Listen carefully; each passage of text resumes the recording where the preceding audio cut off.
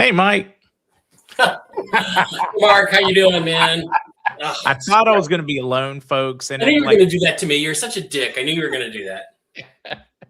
I'm like, he's going to catch me with my butt bent over trying to turn the light on. Yeah. Here, I'll go to just me if you want to opportunity to. No, I'm fine. I'm here now. So. Okay. All right. I really thought it was going to be like just me. I'm like, here we are in the back office. Where's Zester? Right. That's a good question. You know, all right, which one of you ladies hijacked our Zester? Yeah, seriously. Is Zester a single man now, or is he? Yeah, I mean, you know, it's tough to tell with him. He's, you know, they're all busy throwing their hat, throwing it in the ring. Yeah. I can't resist. Must be tough to be young and good looking like Zester. Must be brutal. It's got to be tough. Booger said he'd take his place. Does Booger have that kind of hair? I mean, you know, as much as Mike and I hate to admit it, Zester's got some good hair. His hair is the hair I'd like to have. Maybe after the MedBed treatment, I will have that hair. Yeah, right. No, I'm with you. Can you give me Zach Zerfoss hair? Can you just give me that hair? I'll be fine with it then. Woo. Yeah, give me the Zester hair. Yeah. You mean? Yes. They'll probably program that.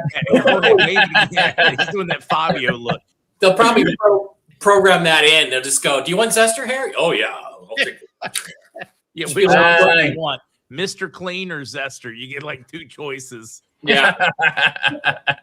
Or they'll call It'll be like the character selection screen for a video game. Yeah. Where you get to just go through like you're making your character some like Fallout or yeah. What hair do you want? I'll take the Zester. Yeah, but can I have it in this style? Or this color? Can I have it in dark color? Brown? Yeah. Yeah. Yeah. I don't know which lighting I like better. Maybe. I don't know. Wait. That's a little too bright back there. You had a different one first. That's too bright. What's warmer? That's warmer. Yeah, fuck it. There is an efficiency there. The Mr. Clean doesn't cost much for a haircut. There is efficiency, but you got to do it more often. I guess it just becomes a part of the same shave the beard routine. This is true. This is by the way, this is the first Whiskey and Wisdom of the new year, right? Yeah, we're starting the year off right. Mm-hmm. All right. Yeah, last one was the Christmas house, and that was fun. The Christmas house was fun. By the way, Zach, I'm getting lots of complaints from people that would love to give you money for helping them with their crypto, and they can't get a hold of you. Yeah, how do you handle that? I know on that front. Just so folks know, it's not easy when you're trying to get a crypto consulting payment processor. And that's what I'm trying to get set up is a payment processor that will accept the fact that I can either lie and get it quicker. But ultimately, I've learned my lesson throughout all of the different online companies. Payment processors, those guys do a lot of research, a creepy amount of research. And so I've just been trying to find one that's going to be happy with it and that works with Calendly so that folks can book. Why don't you do Square? What about just doing Square? The Square doesn't send; they just send you the stuff and. Yeah. And in that case, it's just going to be very much folks are going to have to send an email, and then we're going to have to figure out a time together without having the ease of something like Calendly. But I'm not even. I think that's going to be what's needed, Mike. I'm eating pistachios, not pistachios. By the way, I heard.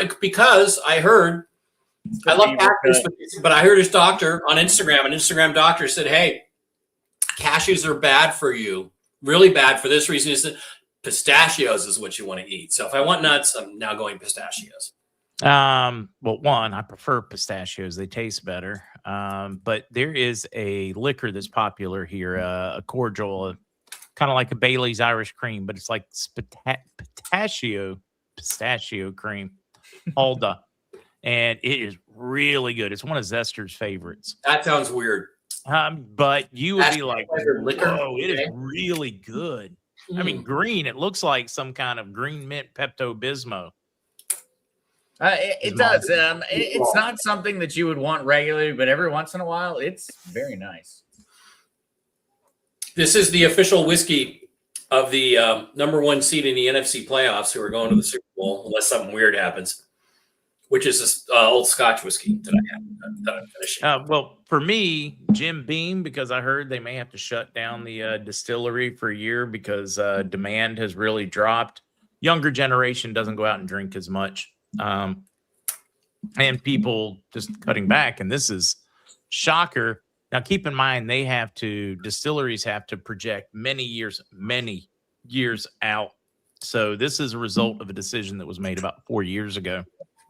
And they overproduced during the pandemic when liquor demand was through the roof and everybody's locked at home. So they way overproduced for a few years, and then it bit them in the butt. So Jim Beam, you can be the unofficial sponsor. I will unofficially drink Jim Beam the whole time and talk about how much I love Jim Beam. Just send swag. Just send money. Oh, well, Rick, thank you for reminding me of nuts. That reminds me of something. I shall be right back. Well, what you just said there, because I noticed folks saying, hey, liquor stores here are busy all the time. And yeah, when the economy starts to get worse, liquor stores start to get very, very busy in comparison to bars. But an interesting index spiked today. Oh, talk to us. The pizza index spiked today. What can we draw from that? They're buying pizzas and staying at home instead of going out to restaurants. No. In all of the pizza joints right around the Pentagon, pizza sales skyrocketed today. That is an indication something's going on. You walked right into that. Sorry, Pops. I walked. Peppers and Roswell. Peppers and Roswell is shutting down. That really makes me sad because I had a lot of great memories in that place. So yeah. Currently, the Domino's is up like 350%, and Papa John's is currently winning. Apparently, according to Pentagon officials, Papa John's is the superior pizza because it's up 750% right now. Wow. In terms of pizza sales occurring during this time period. Oh, I can tell you why that's happening. Going on. No, that's because the Pentagon, these guys are in there with everything that happened in Venezuela, everything that may be happening in Iran, everything that may be happening in Ukraine, whatever. They are living on delivery. What's the easiest delivery? Pizza. Yeah. What did they decide to order? Papa John's. Yeah, well, that's how reporters know something's going on, is when all the pizza places around DC are busy. So again, Rick Buck, thank you for reminding me about my nuts. And I'm sharing a link to the pizza index tracker, or a pizza index tracker, just to you, Pops, in the private chat. No, you should share it in regular chat, man. Share it. Let them have it. All right, no, I'll put it there as well, but you've also got it. Okay. You can go through and check up on the pizza index throughout the day. DEFCON 3. DEFCON based 3. on pizza sales, we're DEFCON 3. Readiness, because the Pentagon is buying more pizzas. I love this, man. And it's historically tracked. They're tracking pizza sales throughout every major event, like 9/11, everything. It's funny. The pizza sales in the companies around. You can track our DEFCON level based on the pizza sales at the local pizzerias. Exactly. That's awesome. Wow. All I can say about that is the geek that came up with that is eerily brilliant and probably stupid at the same time. And I love it. Mm-hmm. That's probably my best. That's like my best compliment I could give the geek that came up with that. That one was brilliant, and it's hyperlogical. All right. It's hyperlogical. Everybody is up late. They're continuing to have to work. They're ordering in food. What's going on? Any of the takeout or carry delivery places are going to start spiking. And what's the go-to delivery? It's pizza. Yeah, it's probably the oil tanker operation going on right now. So 2 captured. I did have an economics professor, Zester, and you'll appreciate this one. So this is going to probably be 87, 88. Dr. Cook. And I talk about him often, him and Dr. Thompson and Hunt, some really impactful. But anyways, getting distracted. Wanted to know, what would be like clear indicators of a sophisticated or a advanced society? What are some landmarks you would put on it, mile markers, if you would? And I said, do they have a Domino's?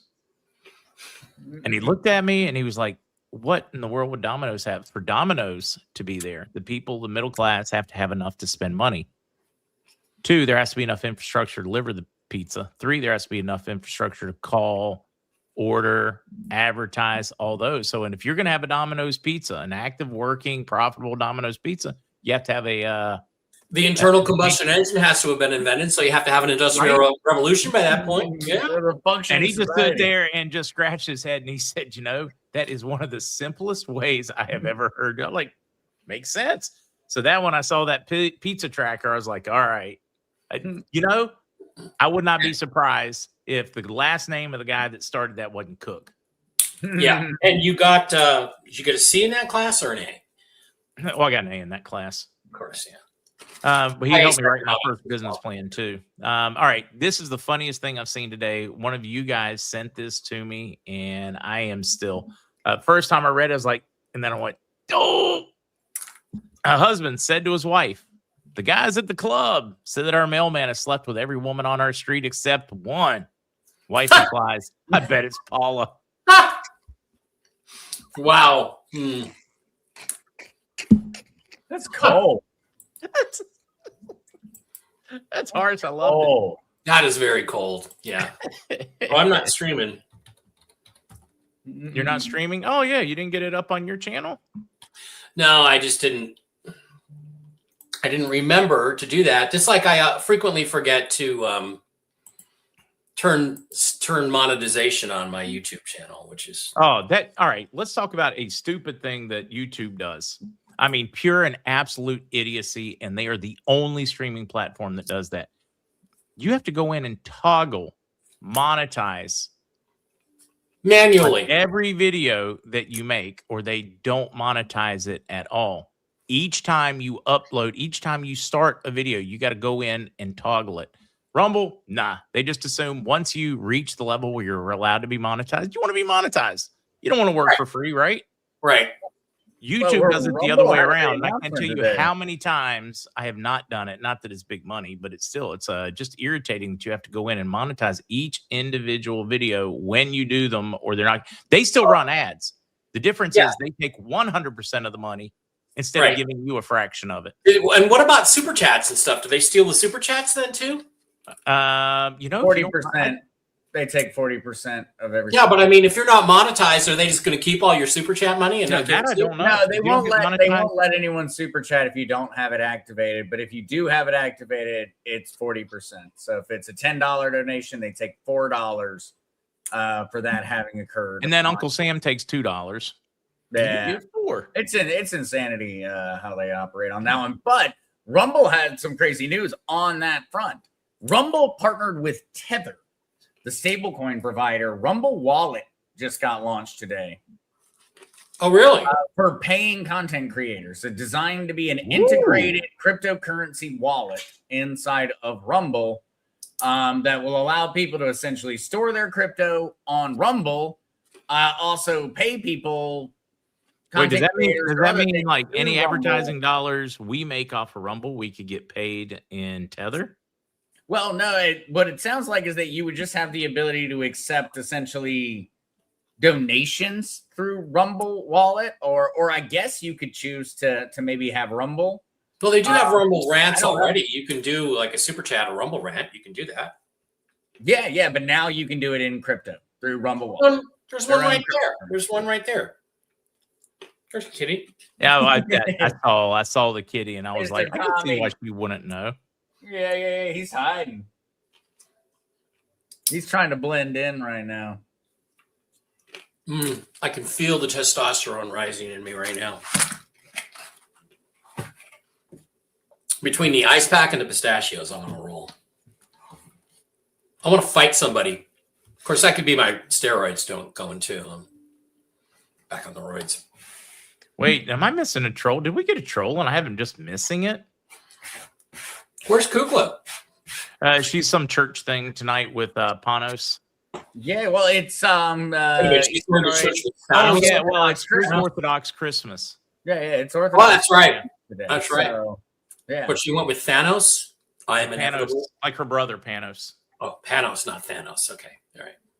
I just I mean, pretended. Panos would have been cooler, but actually, I don't know. Panos is pretty cool. Okay. Oh, let's see. Yeah, everybody loves your blinds. They must have removed the troll because I can't find them. I was like, do you have any idea how much fun I have with trolls lately? You guys are like, don't feed the trolls, and I'm like, but they're so much fun to play with.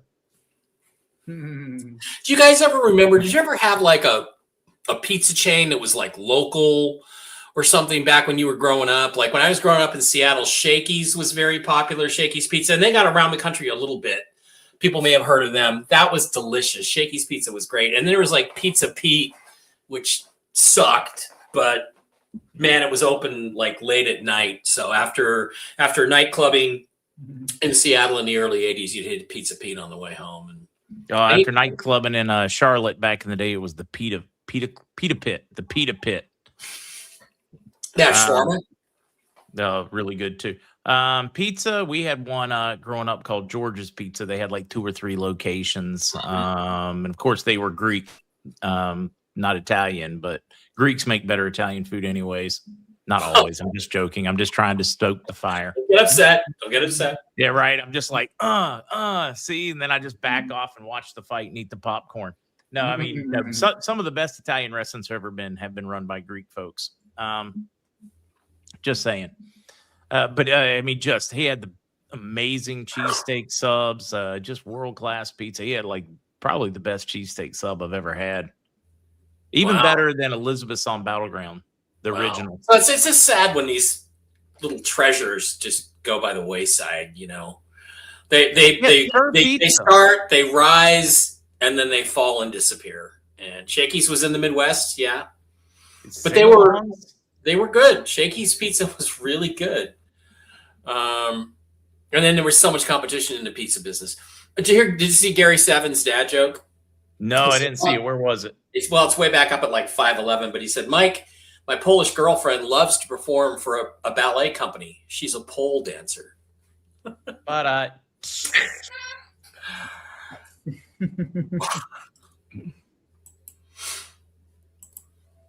did you read this latest Gary joke? I remember an eel that would make a big pizza pie. That's amore. Shut up, Gary.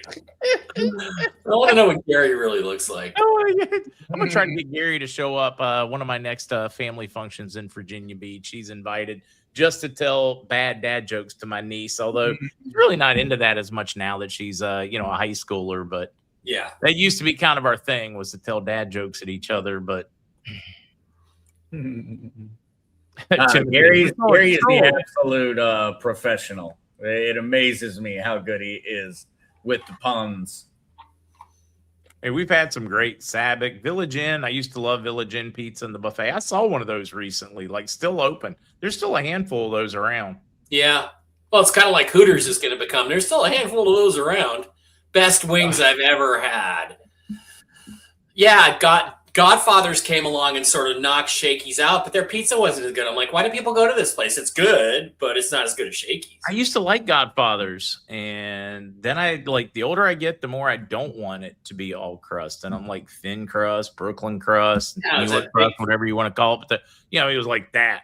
Yeah, and it was just packed with fillings, but people were like, oh, you get so much more. And I'm like, yeah, but it doesn't taste as good. So I'd rather have a little less and have the pizza I like. Yeah, David, CC's. That is too funny. My daughter recently, a few weeks ago, went to a CC's with friends. She was somewhere and there was a CC. What are you doing? Where are you at? She just she held the phone up to FaceTime and said, Dad, where am I at? I was like, you're to CC's. Because I used to take them as kids a lot. It was just easy. Yeah, I had to take the stepkid to. Whoa, wait! You played parent for a while? Yeah, I had a stepson. Yeah. I probably won't do that again, but you never know. It's possible. It would have to be a girl that I really felt super connected to.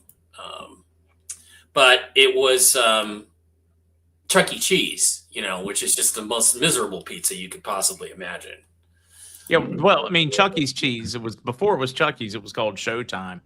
But I mean, think about the craziness of that entire concept. We're going to serve beer and wine. You can play video games, and it's all going to be by some creepy mafia-looking characters, or some folks that look like they just stepped off Epstein's Island. And these are the guys that are entertaining you and running around. Well, how about Chuck E. Cheese? We're going to come and invite you to eat pizza surrounded by a giant rodent that's going to try to get your cheese. Yeah, get your cheese. Yeah, just put disease all over it. It's just no, thank you. They absolutely destroyed it. Chuck E. Cheese has to be one of the most ridiculously brilliant businesses out there. Stupid, but hey, it worked. Yeah, I loved it. I spent a lot of money there. Well, the key thing is, get that thing started, get it rolling up, and then sell it at the peak.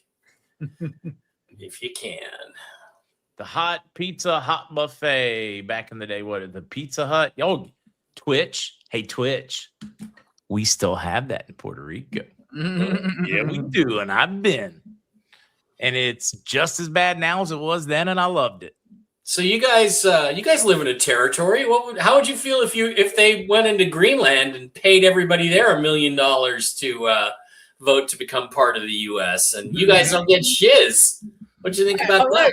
I would have already supported that one. That was, to me, the most logical way to go about it, because there's under 100,000 people. Yeah, to even live in Greenland. So to me, the easiest answer was we just need to write $1 million check to every single Greenlander and see how they vote. Well, yeah, it'd be. They said it would cost. I bet we own Greenland real quick. It would cost $60 billion back. Yeah, only $60 billion. So we just make a referendum, make a proposal. It sounds like the PM is down for it. So make a referendum, just put it on the ballot. Yeah, let's do this. Yeah. Do you guys want $1 million a piece to be a territory of the U.S. and to be like the safest continent or whatever the hell it is on Earth? Yeah. Oh, sign here if you'd like to. Yeah. Oh, and then a lot of business is change this argument. We need to stop trying to have a conversation with the Danish government, and we need to just literally start putting out an advertising campaign. And then the Europeans said, everybody airdropping them the news. Hey, you will get $1 million if you vote to become a part of the United States. Wait a minute. Let's do a little math, because I think no government infringement, horrendously wrong. Well, let's do the math. Well, I did read that it was. I've done the math before. It would only cost. All right, there's 100,000 people? No, there's only 50,000. Yeah, it would be. Somebody find out the exact. It would be $60 billion is what it would cost us. Yeah, I remember it about $59 billion. So, all right. So you're talking about equally about the same level of fraud that Tim Walz allowed in the state. Yeah, or as it was put in the Twitter thing, it would only cost $60 billion, or to put it another way, it would be 1 year of childcare fraud in Minnesota. So yeah. Yeah, 56,888,000,000. Yeah. 56 billion. Essentially, rounded up $57 billion. Every single person who lives in the entire part of Greenland gets $1 million for voting to become a part of the United States of America. That would be welcome to America, Greenland. A purchase as Seward's Folly. Yeah, are you kidding me? I get $1 million, so I can in the wintertime I can go to Puerto Rico, for instance, and hang out. Yeah, okay, right. I'm down with that. And crazy not to be. We get to start utilizing all the natural resources because, yes, Greenland. Undoubtedly, there are huge expanses of natural resources that Greenland's never even found. Well, yeah, and there's, Denmark, there's a possibility that Denmark doesn't actually have a legitimate claim to Greenland. That's one thing. And the Europeans, some European bureaucrat came out, EU bureaucrat said, well, if you do that, if you try to take Greenland, then we're going to kick you out of all your military bases in NATO. And I'm like, that's the idea, dumbass. Trump wants you to give him a reason to not pay for any more of your defense. Good luck with Vlad. Okay, bye-bye NATO, bye-bye all that money we're wasting in Europe. Let the Euro trash handle and take out their own trash. That's exactly what he wants. This is like what are they? 4D chess? Trump warns NATO. Yeah, it's just today, right? Without Yeah. America, there is no alliance. He's like, we'd come defend you, but you want to come defend us, even if you had a military, which you don't. Yeah. And if you really want to be safe from the Russians, how about not putting biolabs and nuclear weapons facilities on their border? I mean, Guess what? for how many years? For 2 decades, they told us, don't encroach, don't encroach. It's a problem. We kept giving them promises. We probably broke 20 promises, and probably 10 of those were in the 90s and another 10 after. I mean, every time you turned around, the U.S. blatantly, bold-faced lied to the world and to Russia. The U.S. government, the United States government. people. But you know, Vlad, the United States people didn't do that. And guess what, Mark? When did this invasion happen? It happened 2 weeks after the fraud Vice President Kamala Harris went out in a speech at the UN and said, we want to bring Ukraine into NATO. So Vlad said, roll up the tanks. Took them 2 weeks, and off across the border they went. So who started? Yeah, I mean, to me, it's just horrendous. The hundreds of thousands of next generation of Ukrainians, many young Russians. I mean, the death because we wanted to play games. Right. Well, the deep state did. Biden did. Games. Victoria Nuland, who was a genocidal mass maniac, did. It still is. And just out of power. People, yeah, and those people are. I don't think they have a long future left. So. They just expanded the military. They had another dog sled. You're brutal. I think, though, if we have, if anything, we give a lot of takeaways. Russia is obviously not the powerful nation that we believed it was. We did learn a lot. Why do you say that? There's so much more now on that side. Why do you think the Venezuelan operation worked so well? Well, wait a minute. Why do you say that Russia's not powerful? Well, because what we've learned they from wanted this the world entire to thing. Remember that the same S-300 anti-air defense systems are the same ones defending Venezuelan airspace that are also defending Ukrainian and Russian airspace. Ultimately, and we just flew over them, flew through them, obliterated them, shut them down, turned them off, and we are not near partners. And you don't think, not even close. You guys don't think they turned it off. You don't think that Putin gave Trump the codes to shut all that down? You don't think that, Zester? No, really? not at all. Not. I 100% know. I don't know that he did, but I believe 100% that he did. No way. That was the agreement. I'm just gonna tell you, the agreement has already been made. Russia and China are getting kicked out of the Western Hemisphere, and we are getting the hell out of Europe. And that's the agreement that's been made. So why? I would buy that. Well, one, I'm not certain I would buy we're out of Europe. I would buy that we're out of Asia. I would very much believe that. Based on just what I've seen movement wise, and we seem to be strengthening things in the Pacific, and that may just be to create like a hemisphere, a warning system between the U.S. and the Americas. Well, we're positioning for exactly where we're just very, very, very, very, very behind schedule. What we are currently operating is the 2001 invasion plan of 7 countries. We are currently executing it. Remember, we heard from generals back in 2001 what the plan was. We were starting with Iraq and Afghanistan. We were going to move on to Venezuela, Iran, North Korea, and then we were going to start having more conversations. So we already know what the plan is. We're just executing it in 2026. That was all deep state. That was all deep state plan. This is a new plan. That was the old policy. This is the new policy. The new plan. This is the new policy, as Pete Carroll used to say. That was the old policy. This is the new policy.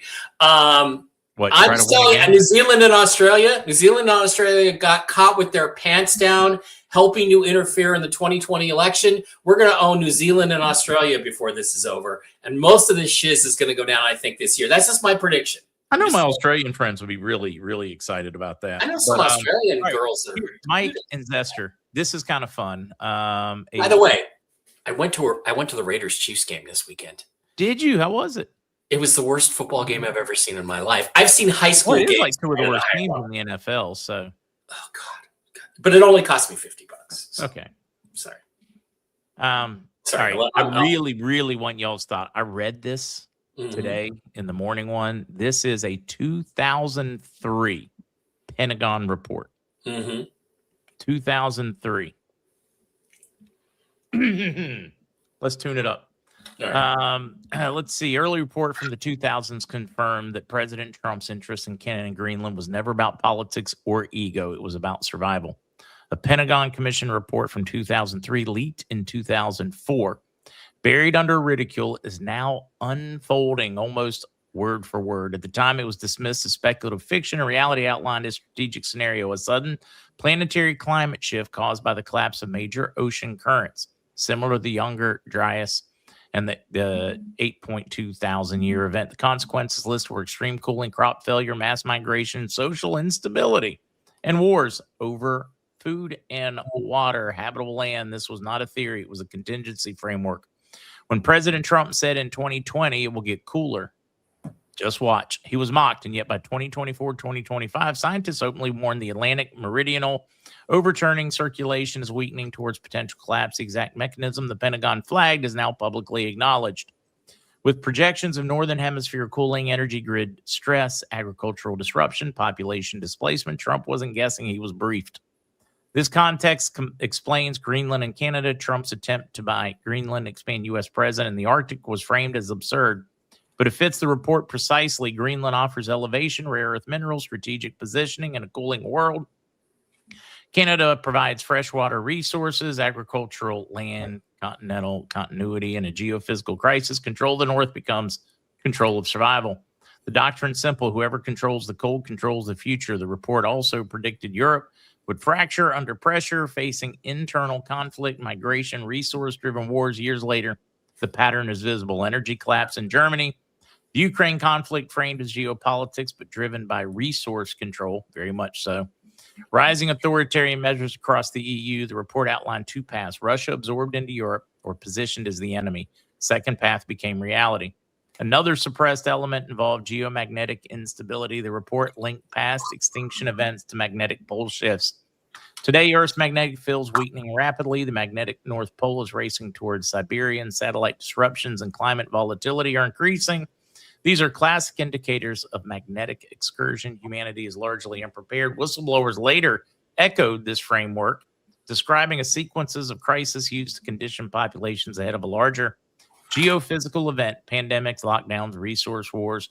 What once sounded implausible now looks disturbingly linear. According to this framework, what comes next is predictable: ocean current disruption, temperature shifts, migration, emergency governance, border realignments, and new power blocks centered around habitable zones. Trump's strategy was never about dominance. It was about positioning America to survive while others collapse.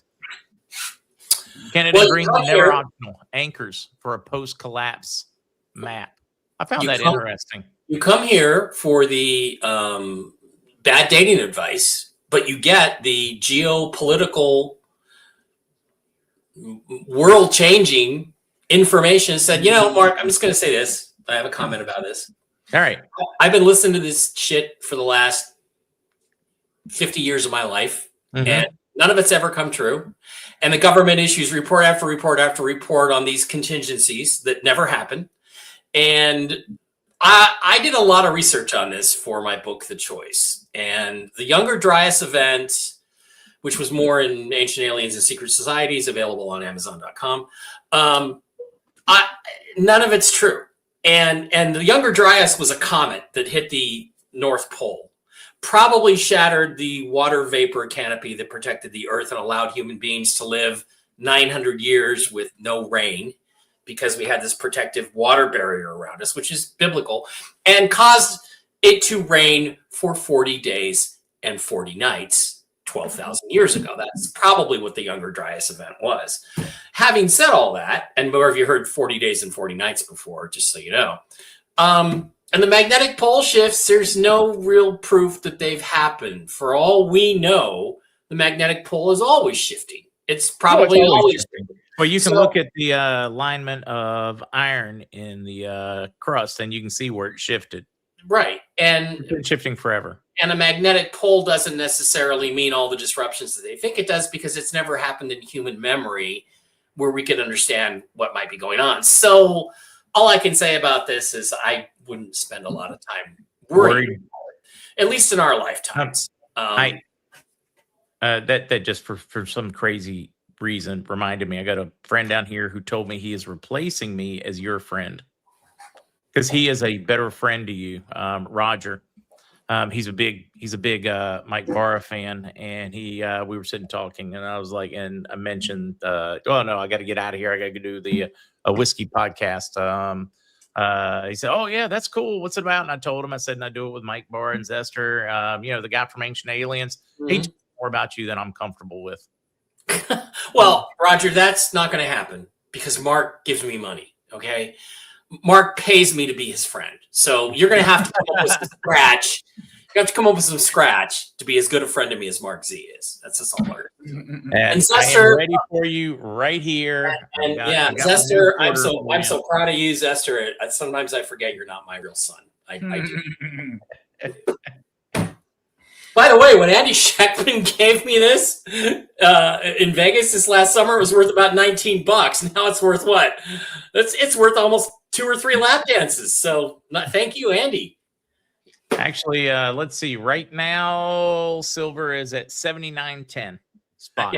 Yeah. I would say, as y'all were talking about the general logic of the Arctic, I think that there's one very solid reason. The United States military and, well, any large country that's got its stuff together, they're going to be trying to think through every possible negative outcome, right, and every positive outcome. Effectively, what we know is take all science out of it. If global warming is true, the Arctic is about to start melting. We're about to have new trading lanes that are going to allow Russia to become a dominant naval power. That's a huge problem. Arctic is important. Okay, say the poles are shifting. If they are shifting, then the largest unavailable land mass on the planet is about to suddenly open up, and all of us care very much about that.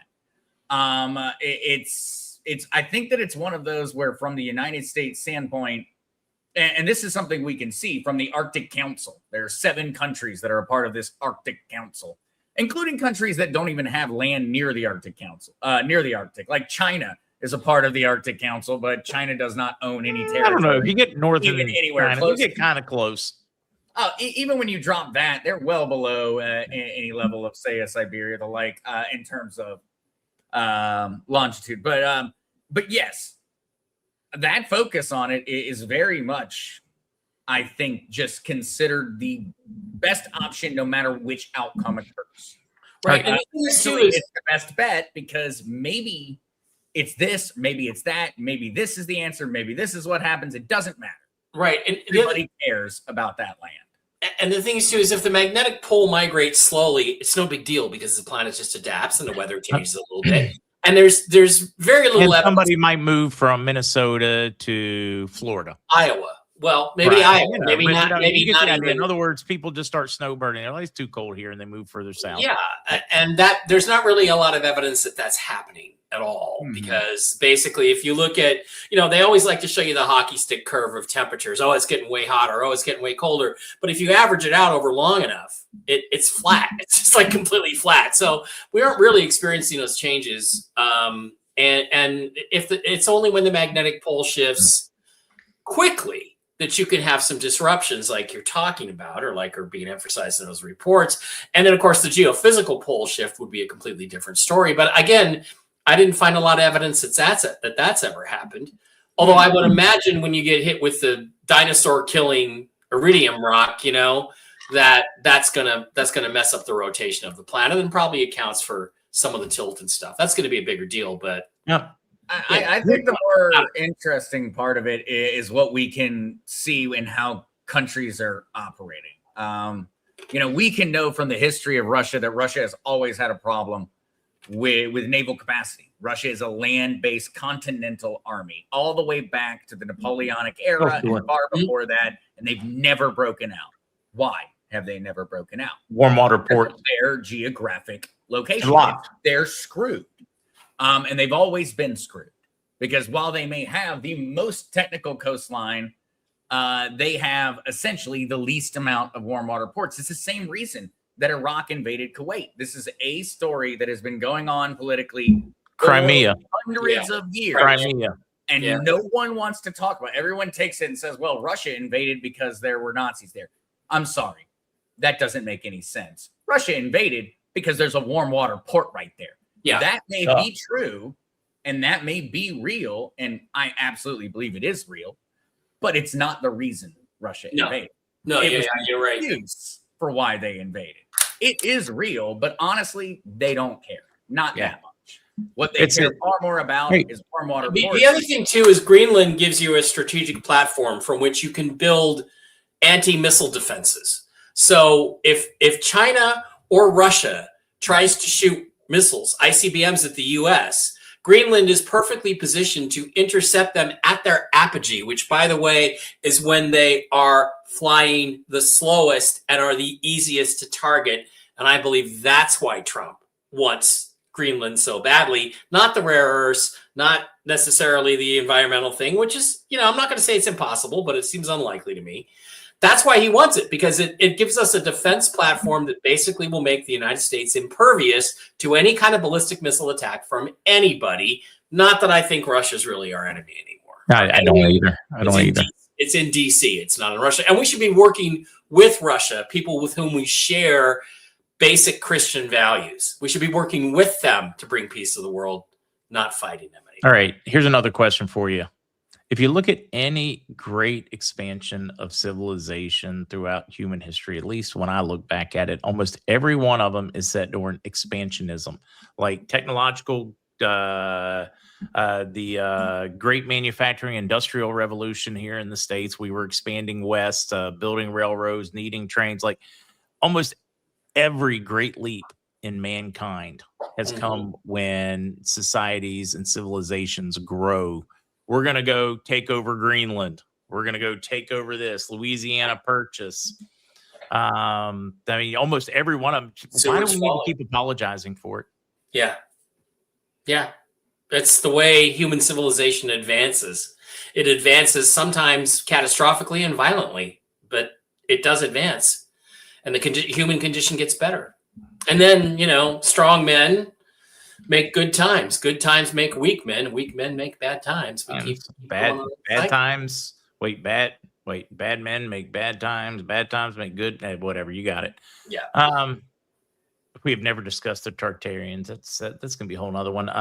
In Omega, don't know what to tell you. Andy, he gets the link. I send him the link. I send Kevin the link. I send Matt the link and Lucas the link, and they join. I can't make them want to be our friends. Show Minucci 7. You're a queer bait. I'm just going to say that right out loud. You're a freaking queer bait. Go suck a dick. That one.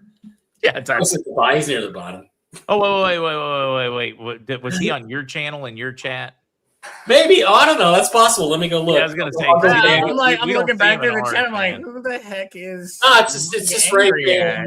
Yeah. Let me go in and I'll have a look. No, Alley Cat's there. Did the Tartarians invent Tartar fish ship? We have talked about the Tartarians. We've talked about them some. But I think this is probably a very important question to get to. This is where we're going to need the entire cast of Ancient Aliens. I would strongly. We're at least going to need Graham Hancock.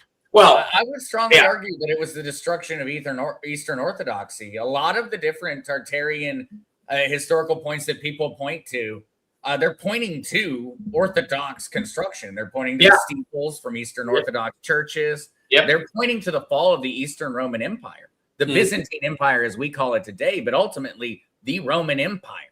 Yeah. And that's what they're pointing to. And to me, the entire thing doesn't make any sense because I'm like, no, we already have this written in the history books. You're talking about the fall of the Roman Empire. Mm-hmm. Just we in the historical sense, modern time, have been taught that it was the Byzantine Empire.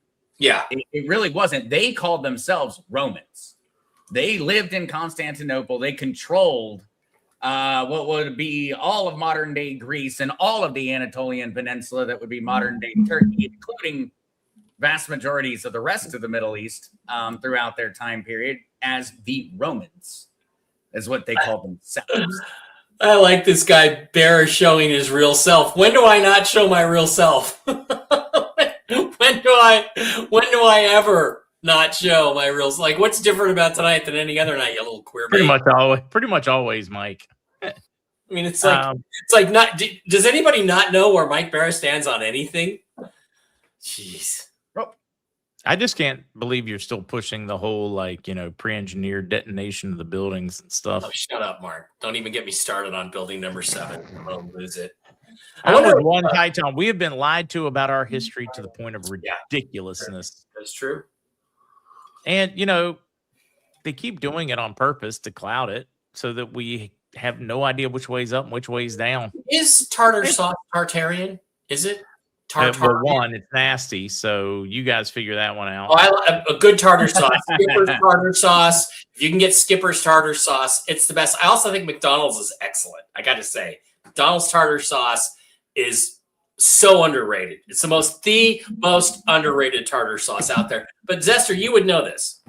What is tartar sauce? I think tartar sauce is just mayonnaise with pickles. Am I wrong about that? It's basically mayonnaise with relish. Definitely mayonnaise. That part Mayonnaise is with relish, certain. pretty much. Mayonnaise, relish, maybe a little lemon thrown in there. Oh, jeez. I don't know. Have y'all seen how incredible the new AI has gotten with the new Chat GBT 5.2, where it started? Now at this point, it does critical thinking. Where it actually breaks down and decides whether you're wrong or not to an even more advanced degree and breaks it all down. I'm certain if I ask it, it will very quickly tell me what the general nature and origin of tartar sauce. All right.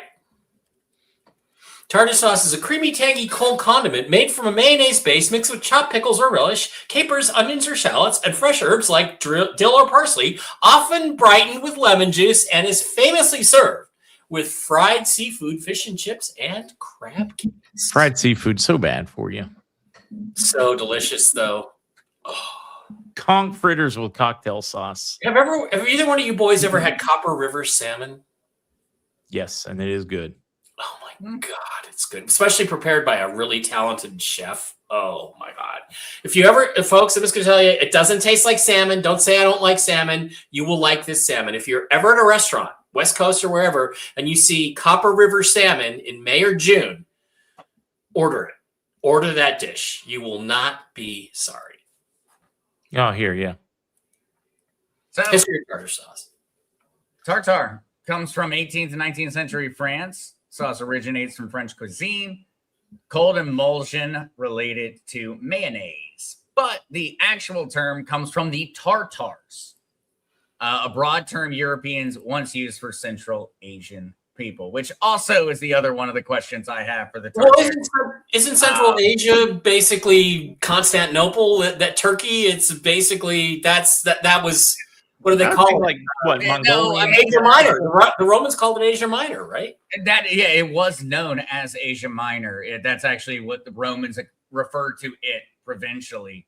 But it was known as the Anatolian Peninsula at that point, and the Turks were known as people that lived there as early back as essentially right around the same time that the Romans were having a whole conversation with the Jewish folk in Jerusalem. And so. Is that what you call it? Conversation? I wouldn't say that it was a good conversation, but maybe it's a nicer way of having talk about how that one went down.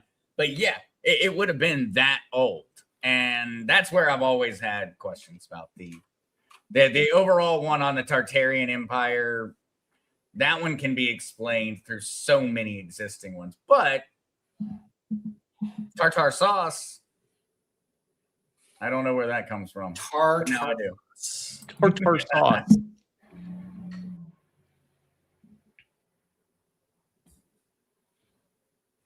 Turkey is the only country on 2 continents. Yeah, fascinating. European and Eurasia. Yeah.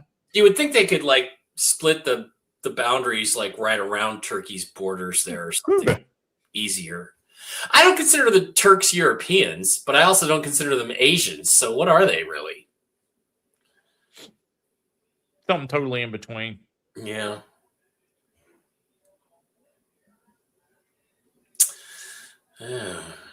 I've always thought that the better distinguishing factor was really a matter of like Bedouin versus Persian, because that's really where the original breakdown occurred between Arab and Persian. And so I would call the Turks more Persian. The Iranians essentially are the Persians. Whereas you would look at Iraq, Saudi Arabia, and the like would be more of the Bedouin, would be the actual back history. So did you get, changing the subject slightly, did you guys see, there were like Mongols maybe, did you guys see where Tim Walz basically called for the state of Minnesota to go to war with the feds today? Oh, yeah. Somebody's he said we've been training soldiers, and then it took them a little while, but oh yeah, we may have to call the National Guard. Yeah, the soldiers you've been training are the Chinese that you've been bringing in illegally across the border to set up army bases inside Minnesota, you dickbag. And they were saying that Trump should perform a Maduro operation in Minneapolis or St. Paul, where the capital actually is, and call it Operation Retard. What do you think of that? And extract him. Well, it's Operation Retard. That sound good to you? No? He got upset. Wait, who got upset? Tim Walz got upset because people were driving by his house calling him a retard. All right, I'm curious. What would the Armenians call them? You're not curious. I'm not curious. Okay. The Armenian genocide was conducted by the Turkish people. Yeah. So you're not curious. Yeah. No. There's a few million Armenians. A few million dead Armenians because of it. I remember that now. It took me a minute. I wasn't certain what they were referencing, but yeah. Yeah, it took me a second also. When I looked at it, I was like, oh. Yeah, the Armenians don't like the Turks very much. They know, and they shun it. I like Mongolian barbecue. I tell you, Koreans do some good barbecue. Koreans can barbecue. Yeah, I haven't found a good one here where you just sit down and cook your own meat there. And the kimchi, though, just keep the kimchi, okay? I'm with you. I'm not a kimchi fan. Whatever. I understand a lot of people like it. It's not bad in the right place. You just have to mask it with other stuff because it's very pickled tasting. Yeah. Any hot RV updates from you, Mike? No. I mean, look, the same thing I've been hearing since August, which is it's tomorrow. I do have three bond contacts or 3 bond people I know of that were all told they were getting paid today, but I haven't heard today from any of them that they got paid. So there we are. The good man loved kimchi, dated her in high school.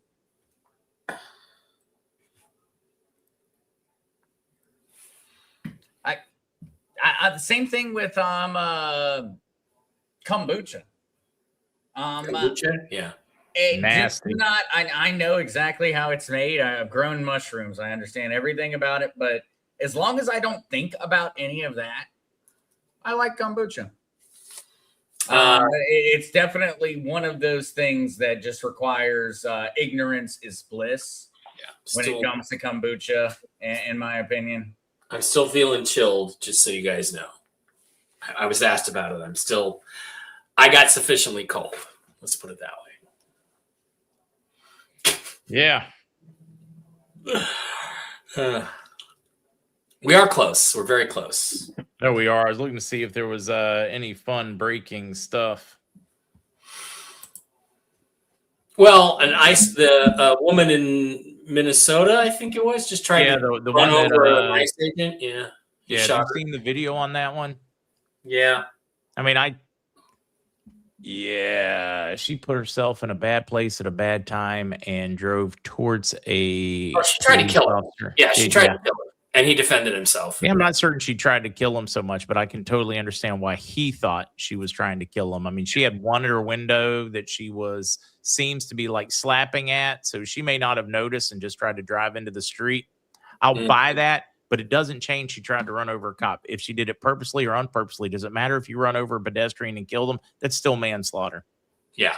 May change your sentencing, but that's just if she hadn't been trying to interfere, she would be at home with her wife right now. What I'm still trying to figure out is why anyone's having a conversation about it. Yeah, I don't see the point. Drove into an active crime scene knowingly. That is willingly a criminal, which means anything they're doing, you are responsible for. That's how the law works. I'm with you. I don't know why anyone's having a conversation about it. She decided that her life was not all that important the second she decided. Yeah, exactly. And look, here's the bottom. If she wasn't stopped, Zester, she would have killed an innocent person. That makes her not innocent. So, bye-bye. At that point, what does it matter? You've already... Man, I essentially think that everyone's focusing on the video, and everyone should have been focused on why is the video being recorded right there. Oh, wow. Essentially, she already had been dealing with an extreme degree of patience and an extreme degree of having endangered law enforcement while they were conducting an active apprehension. At that point, it's the same idea. If you were sitting there in the middle of combat and somebody rolls in to go pick up and put into their car the criminals that you're currently there to arrest, you're going to assume that they're a part of the criminal organization. To me, if she had parked the car, raised her hands, and stopped out of the video, that would have out of the vehicle. She could have argued she is hitting the police officer. Very, very active protest. Yeah. And it gets a little more interesting because there are reports dropping now from a number of people that were both part of the protest and part of the anti-protest, either way, protesters, both sides of it, saying that she was the leader of the protest. One of the top organizers, the leader of the protest. Yeah, look, whether or not that's true, guys, there's a lot to still find out. But to me, near death, you're at a very tense time. People are screaming at you, throwing things at you, threatening your life, and they come running at you while another officer is already in your window trying to talk to you. I mean, and the video before, the officer tried for minutes to talk rationally to her, and she wasn't having it. Well, look, this is an escalation because Tim Waltz got caught in the fraud. Why did Consuela Harris pick that light in the loafers boy anyway? Because he had access to all this money. She went from being broke to being flush with billions within a week of putting Tim Waltz on the ticket. Where do you think all that money came from? It's all your money. It's all tax money that they stole through their Somalia daycare fraud. That's all exposed. He drops out of the race. He's probably going to be arrested for his part in the fraud. So now he's trying to escalate to a war in the hopes that they can create this all over the country. And I'm just going to tell you, we're ready for it. We're planning on it. We're expecting it. And it is not going to end well for the left. And if I don't even know if Democrats, the party will actually exist by the end of the year if they keep this. They're doing their best to kill themselves. Another one, though, to mess with the folks that are talking about the video in particular. The video, every single time that I have seen it, they have had the music or the sound muted. Yeah. Which you can see in the video, her wheels spinning. Oh, yeah. Literally spinning. She was squealing out going after the cop. And so while you don't hear that because they chose not to include that audio, the police officer sitting in front of that car heard an engine revving and had one of the heaviest SUVs built. Hey, what is it, like 5,200 pound Honda Pilot, which is a surprisingly heavy vehicle being gunned at him by an irate person that is making, this is, I get it. And what did Trump say on Air? What did Trump say on Air Force One just yesterday or the day before? What words did he use? He used the words Insurrection Act. The Supreme Court ruled 2 weeks ago, you can't send the National Guard in because of posse comitatus unless you invoke the Insurrection Act, is what they said. If you do that, you can send the full regular military in. So he said on the plane, if the crime gets out of control in the cities where we have the National Guard, I'm going to invoke the Insurrection Act. He came flat out and said it. That's what the plan is. Now, is this all staged? Is this a movie? I don't know, but I'm telling you, they're playing right into his hands, and there is a plan to handle all this. Yeah, the bad thing is you've got so many Hakeem Jeffries and Chuck Schumer. You got them all out there whipping them up, telling them to fight, get in their face. I mean, so who that would be like Trump. Instead of saying go peacefully, right? If he would have gotten on the stand and said, "I need you to pick up your torches and your pitchforks and go kick somebody's ass in the Capitol." Everything they tried to say, he said that he didn't say. I mean, they're, as far as I'm concerned, they're responsible for that lady's death. Well, they are, and the scars. That officer. Can you think of what that officer's life's going to be like now? Both the thought of what happened, that he shot somebody, killed somebody. That's never easy for anybody with any kind of moral compass to deal with. That's 20 years from now, still going to be, his family's going to know. He's probably going to be ostracized, or she. It looks like a guy. Yeah. I mean, I can see where this is headed, and trust me, it's going to be a very short civil war, folks. There may be a little bit of a civil war. I think it's ending quickly. I think that there may be something going on right now that's going to tap into a more base primalistic instinct. I think that Trump needs to capitalize on what just happened in Venezuela. Effectively, I think that Trump can win the midterm. I think he can own it. And by give it to him going around and I'm going to earn it.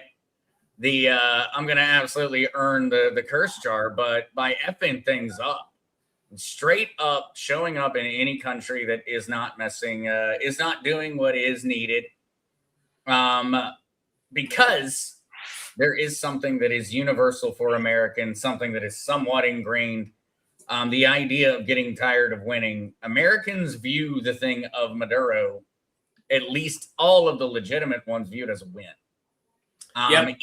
Even Democrats, yes, you've got your crazy people with blue hair and pink things going on that, yes, they're out there complaining about how we have captured Maduro. But overall, it's pretty much universal in the support.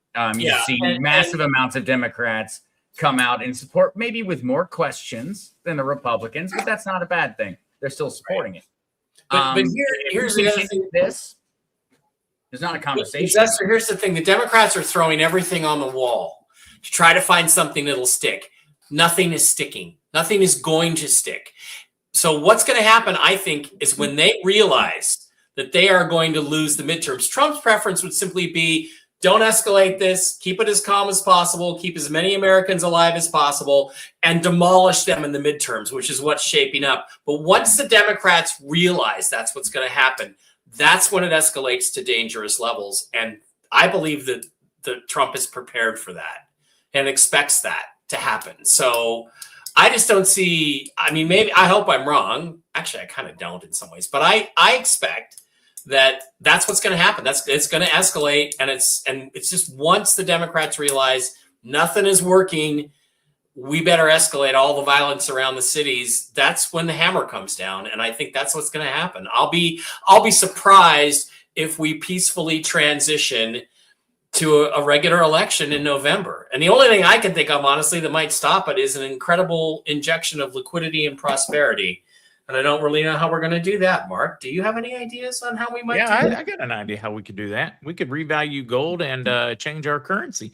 The 2010, 4,600 pounds. So, yeah. The more and more that I have gone through with that one, I think one of the hidden gems of the revaluation of gold is the fact that it's going to be revalued on a blockchain. And that means that the liquidity of gold, the value of gold on this planet, is suddenly going to start growing the economy. I think that's the golden era. That is the golden era, is when gold actually starts building wealth, building countries and civilizations. That's going to be when it happens. And no, I hear you. The Honda Pilot was about a 2010-ish. It was their biggest model they ever made. You can just look at the videos and see it, the body style. for those car people. And so all I did was go and look up the stats from Honda.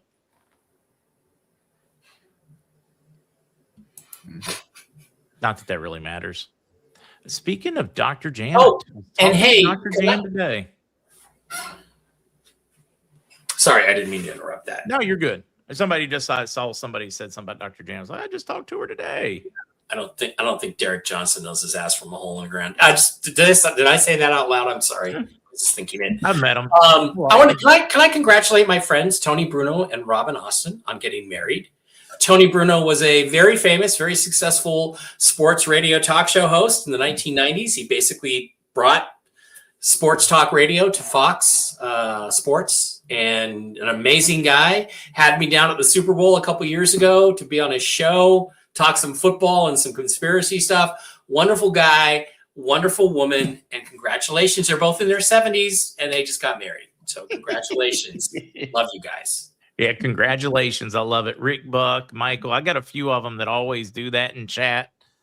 Poking fun, guys. Don't lose your mind when you see them do that. They are just having fun because they know how the boards take it and run. And we all know the ERB's tomorrow anyway, right? I mean, let's face it, we all know it's tomorrow. So yeah, I don't know. Some guy on some boards told me it was. I'm sorry, but when somebody tells you that Tim Walz is Tim Walz 2.0 or Gavin Newsom is Gavin Newsom 2.0 and they've been gone for 4 years, no. Okay. Yeah. Joe Biden probably, Hillary Clinton probably. I definitely think there are some people that aren't who they appear to be, etc. But I believe we are trying to find way too many. We're just automatically assuming they're not who they are, when the easiest, most obvious answer and probably the most accurate is they're exactly who they are. Even though they look exactly the same and talk exactly the same and are the same height. I mean, come on. And I didn't say Derek Johnson knows the military. You don't. Okay, yeah. I have a friend. I have a very close friend who was on the Secret Service detail for 2 presidents and knew them personally. So I know a few people, but that's not the point. Derek is very good at his paperwork and reading stuff. Congratulations to him on that. I'm not going to go through that. But when people are telling you that this is Gavin Newsom 3.0 or something, give me a break. It's not. Not everything is a movie. Some of it's actually happening. There is stuff being scripted out, but some of it's actually happening. I mean, people were saying, oh, the attacks on Israel when that was going on. That's not really happening. That happened months ago. And I'm on the phone to a friend in Israel, and they're being bombed as I'm talking to them. Give me a break. I get a lot of those where they're telling me that's not happening. I'm like, but I was just on the phone with somebody while they were there watching it happen. Yeah. No, I get a lot of that. And folks, remember, don't be absolutely confident in everything on this one, because there's a lot we think we know that we just don't know, and we're going to get a lot of curves. So keep an open mind. Keep your mind flexible, because there's going to be a lot to deal with. We'll find out. What is the very, very, very poetic quote? The first casualty of war is what? Truth. Yep. It always is, and it always will be. What is propaganda? It is warfare. What is war? It is propaganda. The second that anyone is in conflict, you can never trust anything they ever say, and that goes for our own government. I don't trust what Ukraine says about the war in Ukraine. I don't trust what Russia says about the special military operation in Ukraine. When it comes down to it, from the very second that anything occurs between two countries, assume they are always lying. And you will be right 99% of the time. 99% of the time. I mean, there are going to be the times where we just get it wrong. Blatantly miss it 100%. About the time we find out the Earth's flat, Mike and I have been telling you it's roundish. Spherical.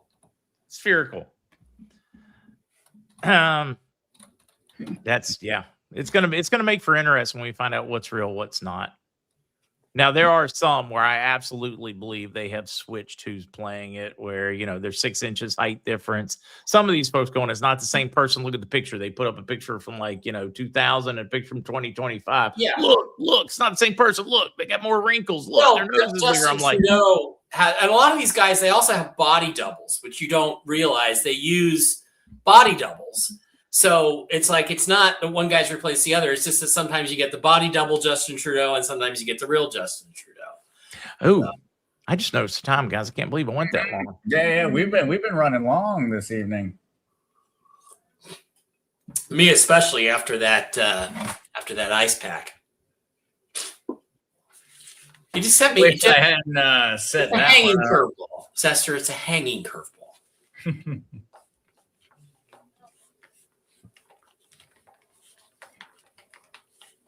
Derek Johnson has a photogenic mind. We got to make some Whiskey and Wisdom t-shirts. I got Photogenic bad mind. dating advice on Whiskey and Wisdom from Mike Barr.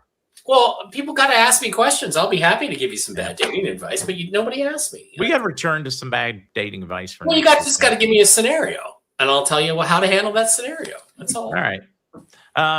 Any of you guys want to mention anything in closing?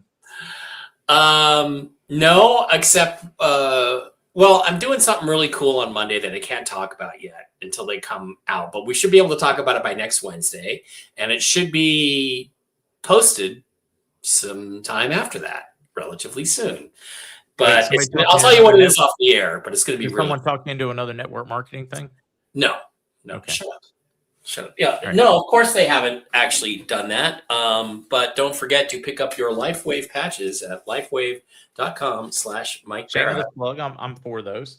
You know, sometimes network marketing companies, not all of them, but sometimes they really do have an exceptional product that is. They do, and this is one case, as is the CBD Gurus. They're not network marketing. As is the totally. LifeVantage, great products, but yeah. anyways, let's keep running.